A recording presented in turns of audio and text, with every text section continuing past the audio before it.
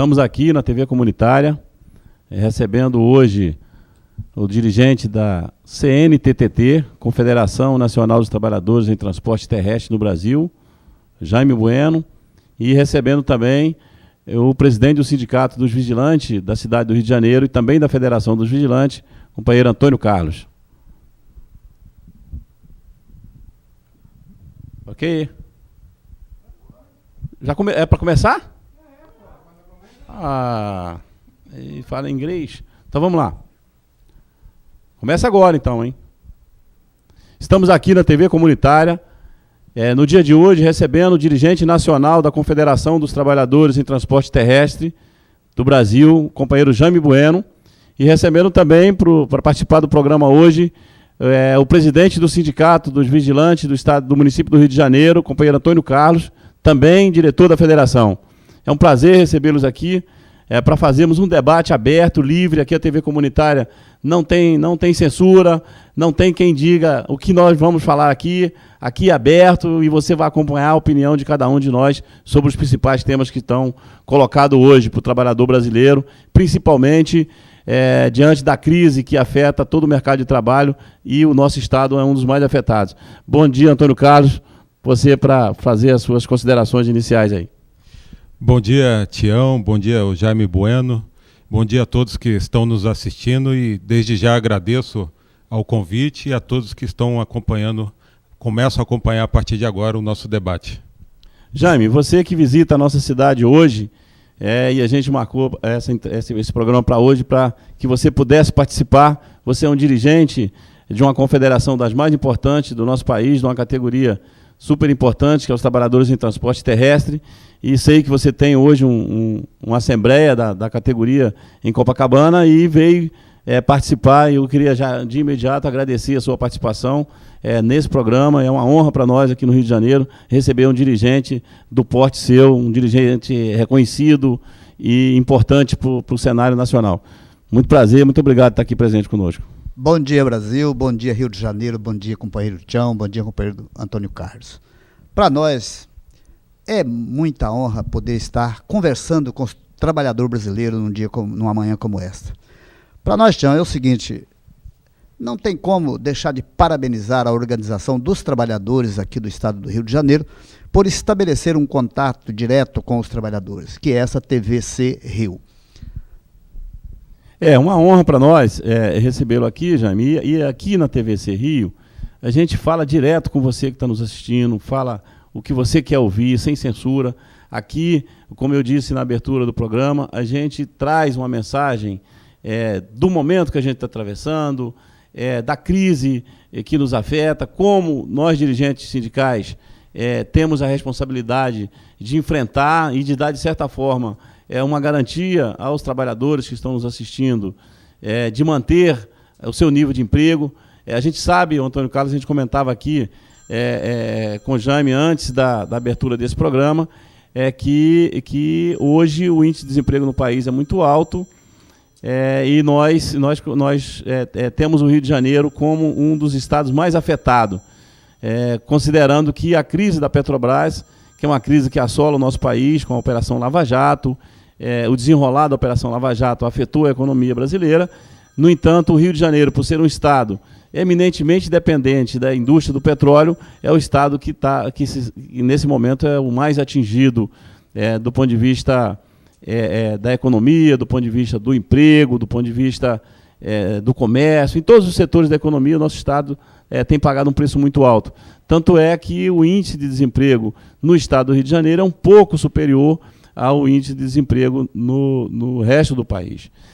E ainda temos, Antônio Carlos, aí, você que está acompanhando isso, sua categoria vai participar ativamente com serviço temporário, em função dos eventos das Olimpíadas. Isso já aconteceu também na Copa do Mundo, mas nas Olimpíadas o impacto vai ser maior, porque a gente sabe o momento da insegurança que o mundo atravessa. Então, certamente, a sua categoria terá uma participação muito ativa na organização dos Jogos, na segurança privada, porque a gente sabe da preocupação dos governos com relação à segurança dos Jogos, e a sua categoria vai estar muito envolvida. Então, certamente, nós teremos é uma dúvida para você que está nos assistindo, qual é o legado que vai ficar para a cidade do Rio de Janeiro, qual é o legado que vai ficar para o estado do Rio de Janeiro desse grande evento que é as Olimpíadas. E aí a gente fica um pouco entusiasmado de pensar que muitos dos empregos que ainda estão sendo mantidos na nossa cidade podem se esgotar com o fim das obras das Olimpíadas, e também quando a gente fala de categorias que terão um período, eu diria, de acesso ao mercado de trabalho, pode ser que com o final das Olimpíadas também o retrocesso e o desemprego aumente, que é o caso principalmente da sua categoria. Queria que você falasse um pouco sobre essa participação da sua categoria nesse momento e como é que vocês estão analisando o cenário da segurança para os Jogos. Tião, é muito interessante a questão que você abordou, porque a nossa categoria profissional, que são os trabalhadores empregados em empresas de segurança privada, há um certo tempo tenta discutir a questão das Olimpíadas, até mesmo no sentido da maior participação dos trabalhadores. Por quê? Atualmente, o poder público tem dito que a segurança que será realizada nas Olimpíadas será uma responsabilidade da segurança pública. Aí soma-se Polícia Militar, Polícia Civil, Exército, Força Nacional, e pouco tem se falado da segurança privada, ou seja, há até este momento uma possível exclusão dos trabalhadores da segurança privada. E nós compreendemos que, tendo em vista os investimentos que foram realizados por parte do poder público, por parte do Estado, por parte da União, e levando em conta que as Olimpíadas é uma atividade privada, assim como a Copa do Mundo, nós entendemos que a segurança deveria ser bancada pelas Olimpíadas, pela organização das Olimpíadas, e não a utilização, mais uma vez, do dinheiro público para fazer a segurança dos atletas, dos locais de competição e assim por diante. A Copa do Mundo foi realizada no Rio de Janeiro, houve a participação da segurança privada e ficou muito claro que a segurança privada do Brasil, Tião, diga-se de passagem, é uma das melhores do mundo. Nenhum outro país do mundo tem uma legislação tão rigorosa em relação à segurança privada como o Brasil tem. Nem países do primeiro mundo, países europeus, têm uma legislação tão rígida quanto a nossa. O trabalhador da segurança privada, ele, para atuar em um evento, ele precisa ter curso de formação, ter registro na Polícia Federal, ele tem que ter todas as certidões negativas, certidão de que nós chamamos aqui de antecedentes criminais, etc. Então, o profissional da segurança privada, ele é certamente qualificado para atuar. E nós, até este momento, não temos nenhuma garantia de que vamos participar. Essa é uma grande preocupação, até porque tivemos uma participação até razoável na Copa do Mundo e esperamos ter uma participação ainda maior, até porque as Olimpíadas são vários eventos esportivos que acontecem ao mesmo tempo. É um evento muito mais pulverizado do que a Copa do Mundo, que se realizava em poucos locais. Então, a nossa expectativa é grande e acreditamos que, através da nossa organização, através da nova central sindical, que é a central a qual nós somos filiados, a gente consiga um debate com o poder público sobre essa participação. Uma coisa eu já posso te antecipar. A convivência, a relação que o movimento sindical está tendo com a autoridade olímpica é muito melhor do que o que nós tivemos com a FIFA. Porque a Copa do Mundo, ela tinha, e ali a FIFA era dona de tudo. De certa forma, o Brasil abriu até mão de algumas prerrogativas constitucionais para atender os interesses da Copa. Era como se eles fossem, a FIFA tivesse mais poder do que todos nós juntos. Isso não está acontecendo com a autoridade olímpica.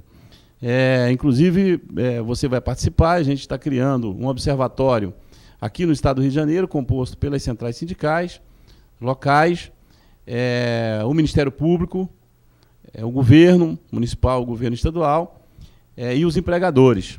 Inclusive, pensando em não repetirmos a terceirização e a precarização que a gente teve nos serviços temporários na Copa. Então, há uma preocupação e a gente está muito otimista que a gente vai conseguir nos preparar para que os trabalhadores que vão prestar serviço tenham segurança, tenham a garantia dos seus direitos. Muito mais eficiente a organização do que o que foi na Copa do Mundo. No entanto, a gente tem uma preocupação com pós-Olimpíadas, né? Todo mundo fala que Barcelona era uma cidade e depois das Olimpíadas ficou muito melhor. Então a gente vê hoje a cidade do Rio de Janeiro um canteiro de obra. Nós temos as obras do VLT, as obras do BRT, o túnel da Praça Mauá, ou seja, a cidade virou um canteiro de obra. Isso indica que se o índice de desemprego é alto, mesmo com essas obras, que a gente sabe que não é algo que vai permanecer posterior às Olimpíadas, isso nos assusta, porque isso é um indicativo de que, se não tivermos um reaquecimento da economia, pode ser que o nosso estado, a nossa cidade, fique muito pior. Eu queria até ouvir aqui a opinião do companheiro Jaime, porque o Jaime é presidente também da Federação dos Trabalhadores em Transporte do Centro-Oeste, então ele está pertinho, né, de Brasília, e a gente vinha conversando, e parece que, apesar de Goiás, do Centro-Oeste, não ter grande participação nas Olimpíadas, mas eles também têm uma visão de que parece que esse quadro é grave também para o resto do país. Como é que vocês, Jaime, como é que você está analisando isso, mesmo estando distante dos impactos que nós vamos ter no ano de 2016 para o mercado de trabalho brasileiro, se nós não tivermos um reaquecimento da economia? Sem dúvida, Tião. A gente, como liderança sindical que atua a nível nacional, não pode ficar à parte com os problemas dos trabalhadores, mas principalmente os problemas nacionais.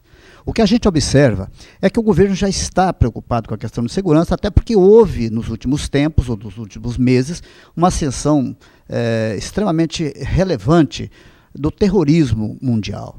O Brasil não pode encolher-se e ficar aguardando que aconteça uma atitude de terror aqui no Brasil para tomar as providências. E é claro, a providência que o país está querendo tomar agora é as PPPs, a participação privada dos trabalhadores da segurança privada para ser parceiro do Estado. O Estado hoje está fragilizado, notadamente na questão da segurança. Está fragilizado em tudo, mas notadamente na questão da segurança. Não vamos adentrar. O nosso Estado, então, nem se fala. Sem dúvida nenhuma, sem dúvida nenhuma. Então, nós vemos com uma certa preocupação a questão. Claro que qualquer alento que se der à economia, seja na questão da segurança, seja na questão das obras das Olimpíadas, seja em qualquer tipo de incrementação do emprego no Brasil, é bem-vinda. Mas a gente sabe que o país não vai bem. A gente sabe que nós estamos passando por um momento delicadíssimo da economia brasileira. Mas por que não agora focarmos e darmos ênfase à questão das Olimpíadas? Ela vai ser geradora de emprego, ela vai ser incrementadora da preocupação com segurança no país, e isso para a classe trabalhadora é muito bom. Quando a gente fala de um canal de comunicação direta das lideranças representantes dos trabalhadores para diretamente falar com os trabalhadores, a gente fica orgulhoso de saber que a gente começa a despontar, começa-se o início de uma modificação nas organizações de representação dos trabalhadores. Para nós é muito bom isso, a gente vê com muito bons olhos. Quiçá que isso venha desenvolver rapidamente e não a passos de tartaruga, para a gente ter a classe trabalhadora organizada, comunicando-se bem com as suas lideranças e pressionando o governo na questão do nível de emprego. Isso para nós é fundamental. Eu queria voltar aqui para o Antônio Carlos, porque ele falou um pouco sobre a segurança privada. Nós estamos acompanhando, Antônio Carlos, porque a maioria dos sindicatos da sua categoria é filiada à Nova Central, e a gente percebe um trabalho muito eficiente da organização dos trabalhadores desse setor, tanto no sentido da regulamentação, da garantia dos direitos desses trabalhadores. No entanto, apesar de ter crescido muito a segurança privada no país, nos parece que não há uma devida atenção para esses trabalhadores desse setor, da importância da segurança privada no nosso país. É o que você disse, em outros países que a segurança privada não tem o preparo, não tem uma legislação tão eficiente quanto a nossa, no entanto, ela tem muito mais visibilidade do que no Brasil. Então, nos parece um contrassenso. Então, eu acho que talvez esse grande evento, que foi a Copa do Mundo, e e as Olimpíadas sejam uma oportunidade dessa categoria se afirmar, de firmar a sua importância, não só nos grandes eventos, como na segurança das instituições, porque é verdade que, o que o Jaime falou, a gente percebe que o Rio de Janeiro talvez seja a caixa de ressonância política dessa insegurança, né? A gente tem aqui o projeto das UPPs, que foi vendido para o mundo todo como a solução da segurança nas comunidades do nosso município, do nosso estado, e, no entanto, só o índice de policiais, de retorno do tráfico, de domínio do tráfico nas áreas que antes foi vinculada, para você que está nos assistindo, que o Estado tinha retomado daquelas áreas, você que vive em comunidade hoje sabe que é só a grande mídia que fala isso, mas no dia a dia isso não está acontecendo nas comunidades. Então, nos parece que é um momento de afirmativo para que se veja com bons olhos e que possa participar mais a segurança privada de uma certa, não só nos grandes eventos, mas da vida da nossa cidade. Sim. Agora, uma questão importante, Tião, que você abordou, que é a questão do reconhecimento da categoria. O que eu posso dizer é que a nossa categoria está inserida dentro de um contexto maior, que é o da terceirização. A categoria dos trabalhadores da segurança privada é uma categoria terceirizada, e com isso todas as fragilidades comuns a uma categoria terceirizada. A dificuldade em conquistar direitos em negociação salarial, porque tudo depende de um terceiro, um contratante, um tomador de serviço. As dificuldades de uma categoria que é muito precarizada, em que, em geral, as empresas não respeitam os direitos dos trabalhadores. Empresas que, em grande parte, fecham e muitas vezes não pagam os direitos trabalhistas. Então, a categoria dos vigilantes é um grande exemplo do que vai ser a classe trabalhadora. Isso justifica a rotatividade no seu setor, então, com essa certeza, questão da terceirização, que chega a precarizar um serviço que jamais poderia ser precarizado, segurança. Exatamente. A rotatividade é alta e nós temos um grave problema em conseguir garantias mínimas, como o pagamento do salário em dia, depósito do FGTS, recolhimento do INSS, a quantidade de trabalhadores que nós recebemos diariamente no nosso departamento jurídico para entrar com ações trabalhistas, para cobrar salário, FGTS, cobrar hora extras, é uma quantidade enorme. Então nós estamos no dia a dia lutando por direitos básicos e com isso muitas vezes ficamos impedidos de avançar nas lutas maiores para conquistar mais direitos. Agora, o importante é colocar para os trabalhadores, para a classe trabalhadora, o que será se for aprovado no Senado e depois sancionado pela presidente Dilma, ou seja lá quem o presidente que esteja exercendo o mandato, o projeto da terceirização. Porque a terceirização vai atingir muito mais trabalhadores e certamente o que hoje vive categorias como os vigilantes, o pessoal da limpeza e conservação e outros prestadores de serviço vai ser uma realidade para a maioria da classe trabalhadora. E essa é a nossa grande preocupação. É bom lembrar, Antônio Carlos, que essa questão da terceirização é um aspecto interessante do movimento sindical, estar fiscalizando, olhando de olho perto esse projeto, porque o projeto às vezes ele vem maquiado de um projeto alentador para a classe trabalhadora, principalmente para as categorias como a sua, que presta serviço terceirizado. É bom lembrar que ela vem maquiada de alguns amores e na verdade são grandes dissabores. O projeto de terceirização no Congresso Nacional precisa ser acompanhado de perto pelas lideranças sindicais, porque foi totalmente distorcido, Jaime. Na verdade, o álibi para levar esse projeto no Congresso, e ele ficou engavetado por alguns anos, e quando o governo se fragilizou, os empregadores que têm uma correlação de força hoje no Congresso, porque o Congresso Nacional hoje é dividido em correntes, né, do agronegócio, que é quem fomentou mais, pressionou mais pela terceirização, o núcleo dos banqueiros. O deputado Sandro Mabel, o autor do projeto, que é grande empresário. Mas a verdade é nua e crua. Um projeto que vinha para regulamentar, isso que o Antônio Carlos está dizendo, para regulamentar e garantir os direitos aos trabalhadores já terceirizados, veio no sentido inverso, de precarizar o resto dos trabalhadores que não eram terceirizados. De precarizar essa mão de obra. precarização. Ele é temeroso, porque da forma que ele está sendo conduzido no Congresso e da forma que ele está colocado no Congresso, ele é um projeto de lei que precariza muito o emprego, precariza muito a mão de obra terceirizada, colocando os trabalhadores, na maioria das vezes, não como empregados, mas como patrões de si próprios. Isso é lamentável. A figura da pessoa jurídica, né? Você disfarça o vínculo empregatício como se ele fosse uma pessoa jurídica prestando serviço. É uma das formas utilizadas ainda hoje para disfarçar o vínculo empregatício. Agora, de qualquer maneira, até voltando um pouco o que o Tião falou ainda no início da crise, primeiro, a gente fazer uma separação da questão da Petrobras da crise econômica que o Brasil vive. Acho que é uma divisão metodológica e é uma divisão importante, porque nós não podemos acreditar, conforme a mídia tenta nos impor, que a crise que nós estamos vivendo é decorrente da corrupção da Petrobras. Não tem nada a ver uma coisa com a outra. A crise que nós vivemos hoje é a crise das commodities, porque o Brasil não planejou a gente ter uma economia que não se baseasse apenas no petróleo, na soja, nos produtos primários.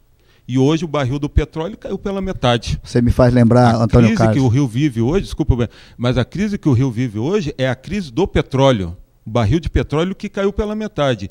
E a economia do Rio de Janeiro, Jaime, ela, desde a década de 80, que ela não conseguiu fomentar outras atividades econômicas que substituísse a dependência do petróleo. Verdade. Nós temos cidades, o estado do Rio de Janeiro está falindo, mas nós temos cidades que estão em situações muito piores, como Campos e Macaé, que se baseou unicamente no petróleo, nos royalties do petróleo. Você vê, o Rio de Janeiro, como o Tião falou no início, de Barcelona, já poderia estar explorando muito mais a atividade do turismo, por exemplo, e nunca investiu de verdade nesses outros setores. Então, por isso, hoje nós somos refém da crise do petróleo, e aí a grande mídia distorce essa realidade mundial e transforma isso na crise da Petrobras e acaba decorrendo acaba transformando numa crise política que se tornou praticamente incontrolável nos dias de hoje. A crise brasileira, ela não é só econômica. Claro que ela não é só econômica. Você me fez lembrar de quando eu era estudante secundarista, que uma professora que eu tinha, que acompanhava a economia mundial, dizia o seguinte: o Brasil só vai ser grande quando ele deixar de exportar commodities e começar a exportar tecnologias. A gente sabe que o Brasil já mudou muito. Naquela época que ela falou isso, ainda o Brasil era muito protetor da sua própria indústria, que não tinha indústria nenhuma, o governo Sarney e aí por diante. Mas hoje nós temos um Brasil diferente. Crise econômica que foi afetada por causa da crise política, que foi afetada por causa da corrupção. É mais política do que econômica. É tudo intrínseco. É a crise econômica que só existe porque houve uma crise política, que só existe porque houve uma denúncia de corrupção. Então, é tudo muito intrínseco. E quem é que paga o pato, na verdade, por todas essas crises? É a classe trabalhadora. Porque é na classe trabalhadora que imediatamente se abate a renda. O grande empresariado se mantém. As pequenas e microempresas se fecham. Quem permanece? Quando se fecha o seu concorrente, melhora para quem? Para aquele que ficou. E quem é que fica? Os grandes. E a classe trabalhadora, preciso lembrar que as pequenas e microempresas são fornecedoras de 90% do emprego brasileiro. E aí, companheiro, não tem dúvida que a classe trabalhadora precisa muito mais se organizar depois de um problema desse. Nós temos que nos conscientizar. E é bom que se lembre também que o Brasil hoje sofre de crise de liderança dos trabalhadores. Nós estamos precisando de lideranças fortes, lideranças que vai à frente de luta, que enfrenta os problemas dos trabalhadores, que tenha coragem política de criticar também, mas que tenha também soluções, que tenha também a mentalidade aberta para produzir soluções para o Brasil. Nós precisamos disso. Olha, não tem como a gente não voltar a falar da crise política no Brasil. Eu disse no programa anterior, com os debatedores que estavam aqui, e não foi unânime entre nós, que certamente não será hoje, e que eu disse que a crise política está na origem do sistema político brasileiro. Então não adianta a gente imaginar que caçando A, B ou C, que prendendo A, B ou C, vamos solucionar essa questão. Porque está na origem. O sistema político brasileiro, o sistema eleitoral brasileiro, conduz à corrupção. A começar quando sequer o cidadão que está nos assistindo agora, grande parte da população não consegue entender a grandiosidade que é o sufrágio que está na Constituição. É o momento em que toda a sociedade tem o mesmo valor, um voto. No entanto, esse voto é comercializado, grande parte dele. Então, quando um eleitor, ainda que porque precisa lá de um saco de cimento para terminar a sua obra, ou que precise de um político que vai arrumar uma cirurgia de catarata para sua mãe, que é assim que funciona, ou porque precisa de um emprego para um parente que está desempregado, esse é o sistema, né? Ele vende o seu voto. Então, quem compra este voto passa a ser dono do mandato. Então, por que hoje a bancada que representa os trabalhadores na Câmara, que já foi de 186 deputados, está em menos de 100? E o agronegócio, que tinha 30 deputados, está com 200? Porque eles são detentor do mandato. Eles pagam, né? Eles pagam. Então, não adianta você, Jaime, ou eu sermos candidatos, se a gente não tem essa estrutura para se eleger. Porque alguém vai ter que nos financiar, e quando chega no Congresso Nacional, quem pagou, quem comprou o seu mandato vai falar, não, então eu tenho esse projeto aqui, você tem que aprovar esse projeto aqui. É isso que a gente está vivendo. Sem dúvida. Exatamente isso que a gente está vivendo. Então, ou muda o sistema, ou não adianta arrumar bode expiatório para dizer que prendendo A, B ou C vai melhorar. O sistema conduz a isso. O sistema político brasileiro conduz a isso. Não vejo alternativa sem uma reforma política profunda que diga que no Brasil há um sistema político que qualquer cidadão possa disputar um mandato eletivo, seja como vereador, como deputado, em igualdade de condições. Um trabalhador, um dirigente sindical com um empregador. Essa é uma realidade que não existe nesse país. Então, a nossa democracia, ela é capenga, sim. Ela avançou muito, é verdade, a gente avançou muito, mas falta muito para se dizer, aqui está consolidada uma democracia. Não está. A sustentação do Estado Democrático de Direito, no meu entendimento, e aqui é bom porque a gente está na TV comunitária, aqui a gente não combinou nada, pode não ser o seu entendimento, pode não ser o entendimento do companheiro Antônio Carlos, mas no meu entendimento, a democracia só ainda funciona nesse país e está forte, a gente não pode dizer que está forte, o exemplo é o que aconteceu essa semana, porque os poderes ainda conseguem ser um pouco harmônicos. Um pouco. Porque a Constituição fala que o Estado Democrático de Direito depende da harmonia entre os poderes. E um pouco também independentes, né? Há um pouco de harmonia e há um pouco de independência, muito aquém do que reza a Constituição, mas há. Porque se não houvesse uma independência seria pior. Do Supremo Tribunal Federal, seria muito pior. Se não houvesse uma pressão popular, se não houvesse uma preocupação do Legislativo com a opinião pública, seria muito pior. Porque, neste momento, por exemplo, o Congresso Nacional está lá, salve quem puder. É terra de Marlboro. Então, na verdade, a gente tem que falar com você que está nos assistindo. Não adianta você falar, eu sou apolítico, não gosto de político, é tudo igual. Não. Porque quando você achou que a crise da Petrobras não tinha nada a ver, que a prisão de alguns grandes empresários no Brasil não tinha nada a ver, olha aí, você está pagando 47%. Aqui no Rio de Janeiro, 47% a mais na conta de luz. Você está pagando a conta, sim. Você tem a ver, sim, com tudo que está acontecendo. Então, você tem que se conscientizar disso.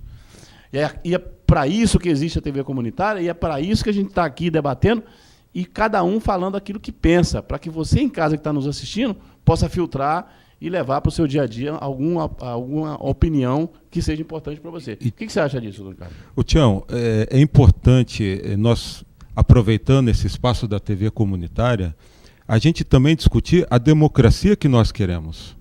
Porque hoje a democracia brasileira ela se restringe a uma presença eleitoral de 4 em 4 anos ou de 2 em 2 anos, né? Então nós elegemos um deputado, daqui 4 anos a gente vai se reencontrar com ele através das urnas. A maioria nem lembra o nome de quem votou. Exatamente.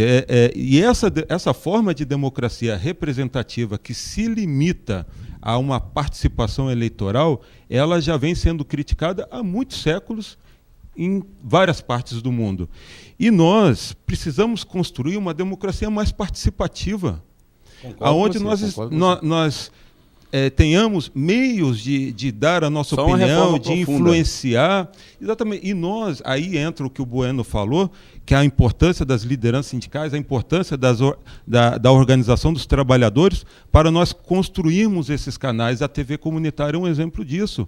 Porque você foge da grande televisão para discutir no meio de comunicação alternativo o que o trabalhador pensa sobre a crise econômica. E a gente construir plebiscitos, a gente construir referendos, a gente construir formas da população expressar a sua opinião sobre determinados assuntos. Porque, do contrário, o que vai acontecer? Nós seremos esmagados por uma agenda da crise. Porque aproveita-se a crise para demitir mais, para precarizar mais, para empurrar mais terceirização. Consolidar a liderança do capital. A crise serve para isso. Exatamente. Isso aí foi o Tião tocou num assunto aqui, Antônio Carlos, interessantíssimo, que é o sistema político brasileiro que não corresponde com a democracia que nós queremos. É bom lembrar que o sistema proporcional não representa a classe trabalhadora. O sistema proporcional de voto não representa. Eu defendo, primeira coisa, voto distrital. Por que você falou em participação da classe trabalhadora. Como é que você começa a participar da política? Quando você conhece o seu candidato, quando você convive com ele, quando ele está perto de você, quando você o vê pelo menos uma vez a cada mês e debate com ele temas importantes para a classe trabalhadora e social em geral. Como é que você tem um sistema que você mora no Rio de Janeiro e vota num candidato a deputado federal que você nunca nem viu falar, nem no palanque você viu falar desse cara, só porque tem uma gama de pessoas trabalhando, porque o dinheiro, o capital é pesado nas campanhas, e aí ele tem uma gama. Se nós tivéssemos o voto distrital, o candidato do distrito do Rio de Janeiro seria um candidato conhecido por todos.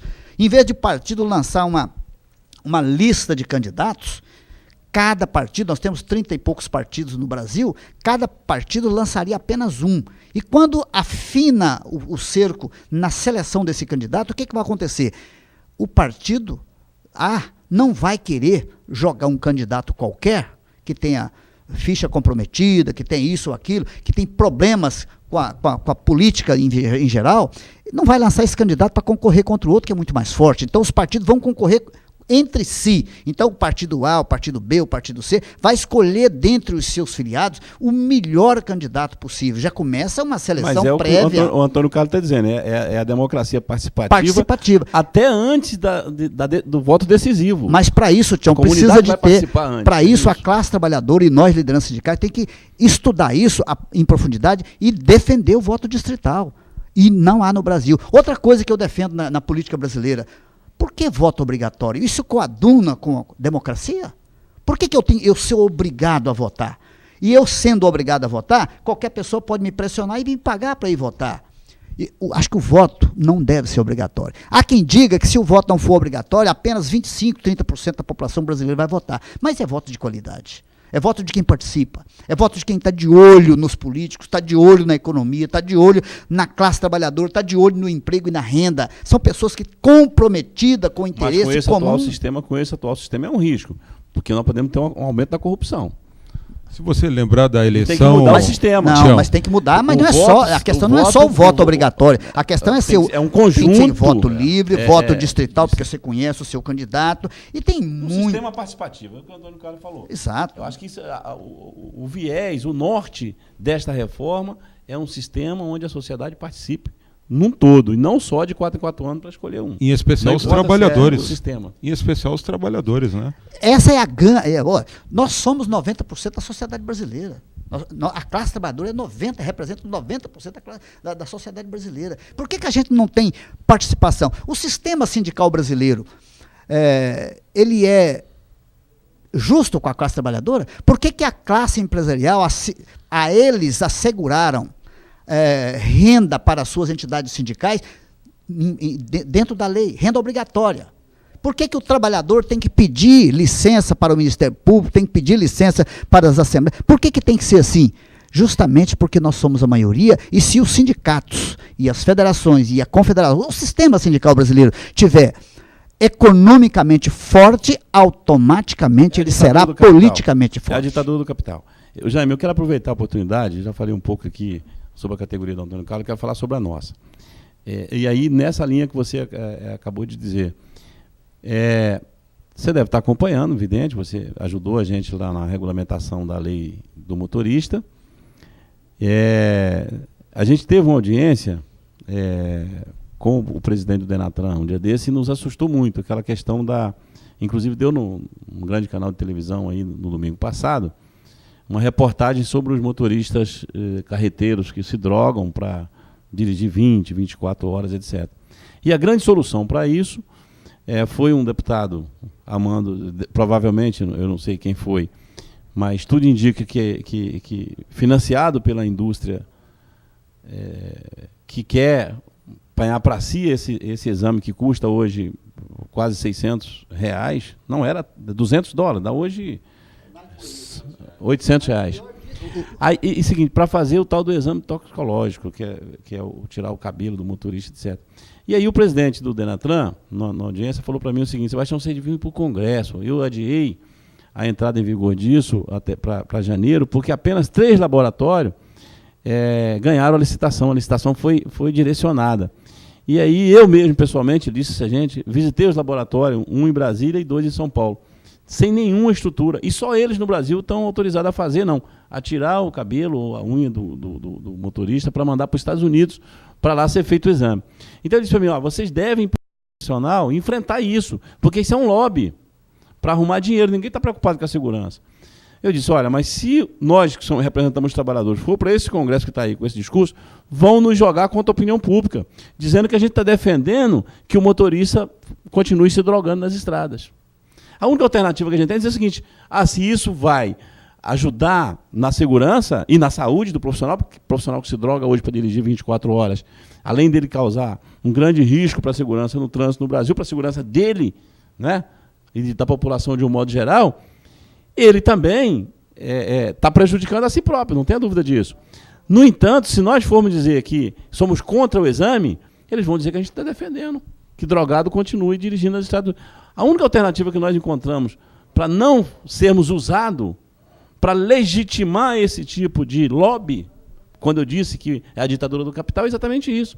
Até as leis que vêm no sentido de que é para trazer segurança, na verdade tem alguém por trás querendo ganhar dinheiro. Vocês viram aí a cadeira no transporte escolar, a cadeirinha do aluno, depois veio a questão do extintor, o extintor tem que ser assim, agora não precisa mais de extintor, ou seja, tudo que se faz tem o capital por trás, influenciando, porque vai se criar ali uma fonte de receita. E quem paga somos nós. Então eu disse para ele, olha, presidente, a nossa opinião é o seguinte, nós vamos para dentro do Congresso, mas dizer o seguinte, nós achamos que tem que ser feito o exame, mas o Estado brasileiro tem que arcar com isso. Não dá para um cara que ganha um salário que ganha hoje, em média, um motorista no Brasil, arcar com um custo desse. A segunda questão é o seguinte, já está consolidado que o vício, seja ele álcool ou droga, é uma doença. E aí o INSS vai aceitar essas pessoas? O INSS está dando alta para pessoas que estão sem braço, sem pernas, estão dando alta. Como é que o INSS vai... E se esse cara não pode mais trabalhar, ele vai fazer o que com ele? Você imagina, por trás desse lobby, o caos social que pode trazer para uma categoria como a nossa. Isso que eu queria que você abordasse aqui, você conhece muito bem esse tema. Eu acompanhei durante 4 anos a discussão dentro da confederação nossa e a confederação empresarial, para a gente criar um projeto que fosse consensual para colocar o motorista para cumprir uma jornada de trabalho mais humana. Você sabe disso. O que aconteceu quando nós aprovamos por unanimidade no Congresso Nacional a Lei 12.619? Imediatamente, o grupo, digamos, de um grupo interessado em explorar a mão de obra do trabalhador rodoviário, se insurgiu contra a lei, detonou a lei, deturpou a lei, fracassou com a nossa lei, tirando o direito de descanso do motorista, sob a alegação de que não havia pontos nas beiras das rodovias para poder esse motorista descansar, que era uma obrigação dentro da nossa lei originalmente aprovada. Aí coloca, nós chegamos em pesquisa feita pela própria Confederação Empresarial, encontrar motorista com 24 horas no volante. A média da jornada de trabalho nacional era de 14,5 horas. O ser humano estava trabalhando quase 2 dias em um único dia. A jornada normal de trabalho são 8 horas. Passou ela para 14 pontos. Na média, nós encontramos motorista com 30 horas trabalhando. Olha, gente, é um absurdo falar de fazer exame toxicológico porque o motorista tem que se drogar para trabalhar. Não trabalha se não for drogado, Tião. Porque o ser humano é incapaz de cumprir uma jornada 30 dias por mês de 15 horas de trabalho. Não trabalha sem ser drogado, ou seja, estimula o companheiro trabalhador rodoviário a se drogar e depois exige dele um exame toxicológico e manda ele para o SUS para tratar quando ele ficou viciado. Olha só. Que ironia. Eu sou extremamente revoltado com essa prática do Congresso Nacional, porque é um Congresso divorciado da vontade do povo, com um Congresso que não incomoda com a segurança, um Congresso que não vota ali nada dentro daquele Congresso, se não for a pedido do Poder Executivo ou de interesses de grupos empresariais que se dizem representantes da população brasileira. É a ditadura do capital. Portanto, eu acho, Tião, esse tema é muito vasto. A nossa lei hoje foi escamoteada, mas a gente precisa ter estímulo ainda para aproveitar essa deixa e começar a fazer a nossa crítica e reivindicar a nossa lei original. Ela já não era boa porque ela foi aprovada por unanimidade no Congresso e sancionada pela presidente Dilma com 19 vetos. Ou seja, só os vetos da presidente Dilma já nos deixou em dificuldade com a nossa lei. E depois ainda vem um grupo exploradores, grupo de parlamentares e empresariais que tirar proveito da mão de obra dos trabalhadores rurais, dizendo que as empresas iam quebrar e que o frete ia aumentar em 30%, e nós provamos que, ao contrário, o frete poderia até baratear. Bastava que o governo brasileiro municiasse o país de uma infraestrutura boa para não acabar com os caminhões, para não acabar com os pneus, para gerar um fluxo mais rápido no transporte, porque uma estrada estragada, o motorista faz com, digamos, um trecho qualquer, o motorista faz com 10 horas, quando a estrada está estragada, ele faz com 30. Isso significa o quê? Mais tempo nas estradas, mais dinheiro gasto. Isso que o governo brasileiro, e o próprio governo brasileiro acabou concordando com a classe empresarial, porque não tinha, e era o governo que tinha que fazer esses pontos de parada com segurança e com dignidade para o trabalhador. Portanto, Tião, você disse uma coisa certinha. É um vexame que depois que coloca o trabalhador viciado, ainda se credencie três nacionalmente para fazer o exame toxicológico de 5 milhões de trabalhadores nas estradas. Isso é um absurdo, gente. Olha, a classe trabalhadora precisa se organizar, e precisa trabalhar, e precisa ir à luta, viu, Tião? E as lideranças são nós os responsáveis por isso. E o Congresso Nacional tem que ser modificado. O sistema político tem que ser modificado. Tem que haver um sistema político onde você discute cara a cara com o seu deputado. E não pode haver um sistema político que você nunca viu o cara, votou nele porque alguém pediu. Tem que parar com isso. Eu concordo, Jaime. E eu queria agradecer muito a sua participação. Eu queria dizer, Antônio Carlos, aqui, que nós precisamos de espaço como esse. E nós precisamos convidar os dirigentes para se exporem aqui. Porque uma coisa é a gente falar lá nas assembleias para os nossos trabalhadores. Outra coisa é a gente abordar um tema aqui da sua categoria, por exemplo, que lá na nossa assembleia parece que a gente está falando e o interesse é só da sua categoria. Parece que quando a gente discute dentro da nossa confederação, dentro do nosso sindicato de transporte, isso que o Jaime falou, parece que a gente está falando só para aquele grupo que está diretamente vinculado àquela atividade econômica. Não, nós estamos falando do interesse público. Nós estamos falando do arroz e do feijão que chega mais caro na sua casa por causa do transporte que o Jaime está falando aqui, da exploração. Nós estamos falando da falta de segurança pela maneira que é a categoria do companheiro. São vidas ceifadas a cada dia. São vidas ceifadas. Então, o que a gente precisa entender é o seguinte, nós todos, você que está nos assistindo, nós todos estamos envolvidos nesse contexto. E quando a gente fala do mercado de trabalho brasileiro, nós estamos falando da sociedade como um todo. Quando o Jaime fala do financiamento da nossa organização sindical e como pode a organização sindical patronal ter livre-arbítrio para se organizar, ter as suas receitas sem nenhuma perseguição do Estado brasileiro, nós conquistamos a liberdade e a autonomia na Constituição de 88 só para inglês ver. Mas, na verdade, nós somos tolhidos às nossas atividades. Por que que nossa bancada, que eu disse aqui, há pouco, que já foi de quase 200 deputados federais, não é uma bancada do movimento sindical.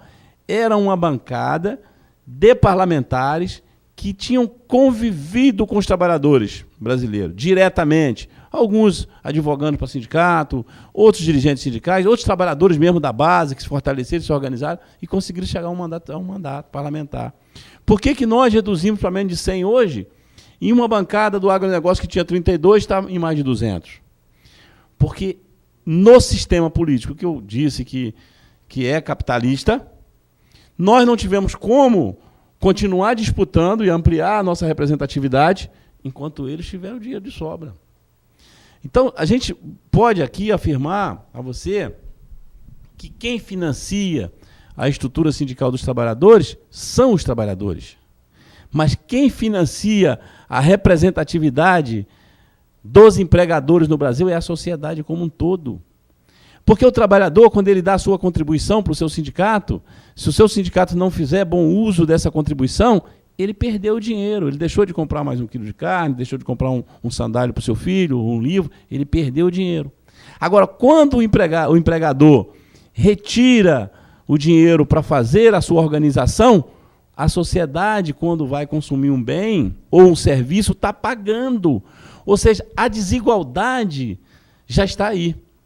Nós, trabalhadores, com vínculo empregatício, temos que financiar a nossa estrutura. E a sociedade como um todo, inclusive nós, bancamos a estrutura patronal, que tem uma arrecadação superior à nossa em mais de 10 vezes. Daí a desigualdade.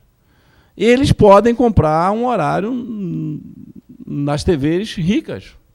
Nós temos que nos organizar para estar aqui, falando com você, na TV comunitária, torcendo para ser um dia canal aberto. Porque você que não pode pensar, olha, como pode? Como os trabalhadores em massa vão ter acesso a esse programa, se só quem tem uma assinatura na net pode ver? Começa por aqui. Nós temos acesso, mas o nosso telespectador, o nosso principal interessado, a sua maioria não tem acesso. E nós estamos lutando há quantos anos para tornar isso aqui no canal público, numa TV aberta, que toda a sociedade possa acompanhar esse debate, possa participar. Eu propus aqui fazer um debate, Antônio Carlos, e não consegui ainda, com os taxistas e com a URB. Que esse aplicativo, e alguns governos entendem que pode, outros entendem que não pode, e há um conflito, agora há interferência do judiciário. Ou seja, tudo que vem do mundo do trabalho, você tem que enfrentar uma luta. Aqueles que estão se estabelecidos para manter o seu espaço e ampliar os seus direitos, e aquele que quer se estabelecer. Há um conflito generalizado. Eminentemente financeiro, né? Eminentemente financeiro. Então, isso de certa forma, nos traz um alento, porque se a gente tem um espaço como esse, a gente tem que utilizar ele e sem censura. Eu acho isso. Não dá aqui, se eu não concordar, eu não tenho uma opinião formada com relação ao voto distrital. Eu tenho uma opinião formada de que a democracia só vai se consolidar se ela tiver mais participação do povo. For uma democracia participativa. Mas o modelo, eu não tenho ele na minha cabeça. Posso até começar a analisar e é por isso que, Jaime disse aqui. Sebastião, eu acredito que as entidades sindicais têm que discutir isso. Eu até penso um pouco diferente do nosso amigo Jaime, porque entendo que se a classe trabalhadora quer conquistar mais espaço no Congresso Nacional, só para citar um exemplo, o voto distrital ele praticamente inviabiliza a eleição de dirigente, a eleição de candidatos representantes dos trabalhadores. Só para citar um exemplo, se amanhã ou depois o Tião fosse candidato a deputado estadual, se ele for candidato em um regime distrital puro, que é aquele que você só se elege por distrito, ele não poderia ter o voto do companheiro rodoviário lá do norte do estado, ele não poderia ter o voto do companheiro lá do sul do estado, porque em um regime distrital puro, você só pode ter daqueles trabalhadores do seu distrito, o que talvez não seja suficiente. Em uma eleição majoritária, o poder econômico ele atua até de maneira até mais incisiva do que em um regime aberto. Eu acredito que os trabalhadores precisam ter partidos mais fortes, partidos com programas realmente comprometidos com a classe trabalhadora, e precisam também buscar espaço nesses partidos que tenham compromisso para a eleição. E aí a questão da lista fechada é uma questão a ser discutida. Nem que fosse um regime misto, mas pelo menos ter a possibilidade do regime de lista, porque daí vale o candidato que tem mais base social, mais trabalho, mais militância dentro do partido. Companheiro Antônio, com todo respeito, mas olha, você acha que se o voto distrital prejudicasse a classe trabalhadora, ele já não tinha sido aprovado no Congresso? Só não foi aprovado no Congresso porque prejudica os políticos de grande calão no Congresso Nacional. Quando você faz voto distrital, você não precisa usar avião para a campanha. Você faz até a pé no seu carrinho velho. Diminui o custo da campanha. É assim que o trabalhador vai ter condição de participar de igual para igual com qualquer ricaço. Porque o ricaço não adianta ele andar de avião buscando voto longe, quando o voto dele obrigatoriamente tem que ser aqui no seu distrito. O que você tem que ser é a melhor liderança que candidata. E isso o seu partido vai selecionar. Porque o partido hoje lança 50 candidatos para qualquer eleição, ele lança 50 candidatos. O seu partido só vai lançar um candidato no seu distrito. Portanto, essa peneira de classificação de candidatos é que vai ficar por conta do partido e automaticamente vai fortalecer o partido. E um outro problema, Jaime, que até queria abordar, é que nós regredimos no processo eleitoral no Brasil. Um exemplo disso é a urna eletrônica. Porque anteriormente... Já aprovaram que agora vai imprimir o voto. Sim, o Brizola falou isso desde o começo. E o veto foi... Aí você tem um presidente do TSE falando contra a impressão do voto, dizendo que isso é um retrocesso. Porque roubam as eleições. Porque roubam as eleições se não tiver como conferir. O princípio do processo eleitoral, muitos países não têm justiça eleitoral. Por quê? O que garante a lisura do processo eleitoral é a transparência. Por exemplo, aqui cada um representa um partido diferente. Nós vamos contar os votos. Ou seja, um fiscaliza o outro, porque são os interessados. É lógico que no regime anterior, na forma anterior de se votar no Brasil, havia corrupção? Havia, claro, mas era o que eu chamo de corrupção no varejo, era aquela corrupção do mapa, que era anotado um pouco a mais, ou na hora...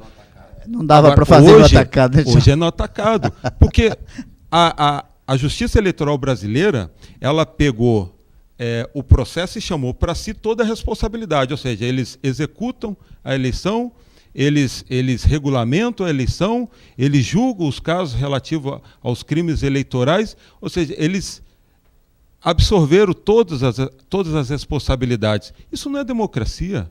E cadê a participação dos partidos, cadê a participação do eleitorado nas decisões das eleições brasileiras? Então, a gente tem só retroagido e é importante que a classe trabalhadora discuta isso, porque definitivamente você não tem nenhuma garantia hoje de que o processo eleitoral é feito de uma maneira correta, que o voto que você digita na urna vai realmente para o seu candidato. Então, a gente precisa estar participando mais e as centrais sindicais, junto com as confederações, federações, nós temos a obrigação de discutir isso. Os técnicos de TI já deixaram isso claro, é possível manipular, sim. E nós não podemos ficar refém da falta de seriedade de governo. Nós temos que ficar apenas com a certeza de que o nosso voto seja conduzido para onde a gente quer. Com toda a razão. Jaime, eu queria só falar aqui com o telespectador que está nos assistindo. Veja, que você levantou uma proposta, quando a gente fala em democracia capenga, eu sempre falo, democracia brasileira é capenga, por tudo isso que vocês dois disseram. Mas veja, ouvindo vocês dois aqui, eu fiquei dividido. Parte eu concordo com você, parte eu concordo com o Antônio Carlos. E isso é igual escalar a seleção brasileira. O debate não vai ter unanimidade. Agora, nós temos uma unanimidade, uma certeza.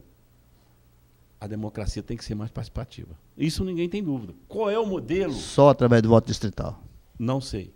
Então, qual é o modelo é um caso a se pensar. Agora, é importante a gente ter em mente que a sociedade, de um modo geral, participa pouco. Nós reclamamos que temos eleições de 2 em 2 anos. A sociedade participa pouco.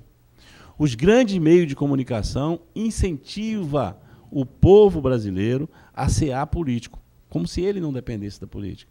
Isso é fortalecer o status quo. E é uma indução também, né, Tião? Então, quando você induz o povo brasileiro de que todo político é corrupto, todo sindicalista é corrupto, que todo mundo é corrupto, de que não vale a pena votar, que tem que deixar, que nada vai mudar, que nada vai melhorar, isto é fortalecer o status quo, que está aí. Dizer que o Congresso Nacional, esse Congresso que está eleito aí, vai fazer uma reforma política é utopia. Quem está no status quo está lá não quer mudar. Ou a gente discute um modelo direto, já de participação maior da sociedade, nesse modelo que nós queremos, ou esperar que quem se elegeu e está lá há anos se beneficiando do atual modelo vai querer mudar. Então, acho que isso fica muito claro para você que está nos assistindo. Mas o programa está terminando, você vê como é que passa muito rápido aqui, né? E eu queria deixar aqui 1 minuto, Jaime, para você fazer as suas considerações finais, e depois 1 minuto para o companheiro Antônio Carlos fazer as considerações finais, e agradecer a você que está nos assistindo. Espero que esse programa tenha levado até o seu lar, a sua família, ao seu local de trabalho, a algo que possa fomentar o debate, que é tão importante para a democracia participativa, que os dois companheiros acabaram pautando hoje aqui, não estava nada combinado, mas acabou acontecendo. Tchau, eu quero apenas agradecer ao convite e dizer que nós somos uma liderança sindical que tem interesse em beneficiar aquele a quem nós representamos. E qualquer espaço é muito importante para a gente conversar com o trabalhador. Nós vamos lutar, Tião, mesmo que seja à custa das nossas vidas, do nosso tempo, de sacrificar as nossas famílias, de sacrificar inclusive a própria felicidade nossa, mas nós vamos lutar até a morte para ver se a gente consegue mudar esse país. Muito obrigado a todo o trabalhador brasileiro. Muito obrigado, Tião. Muito obrigado à TVC Rio. Obrigado, Jaime. Tião, eu finalizo apenas fazendo uma solicitação, um pedido, levantando uma bandeira de que os movimentos sociais, as organizações representativas da sociedade civil, e em especial as organizações representativas dos trabalhadores, não fiquem paralisados diante da crise.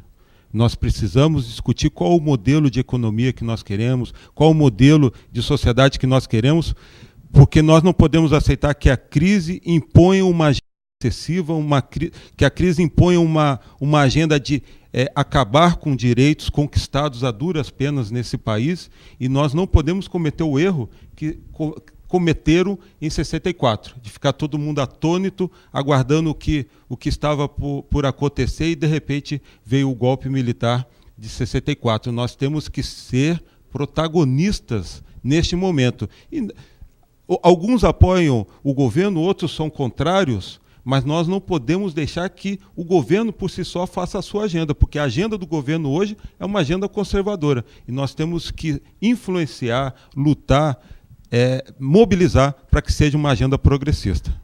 Você acabou de assistir aqui na TV Rio o programa do Núcleo Sindical dos Trabalhadores aqui do Estado do Rio de Janeiro, e eu me despeço, um abraço a você que está nos assistindo. Muito obrigado pela participação de vocês aqui. Obrigado a vocês. Bom dia a todos. Obrigado.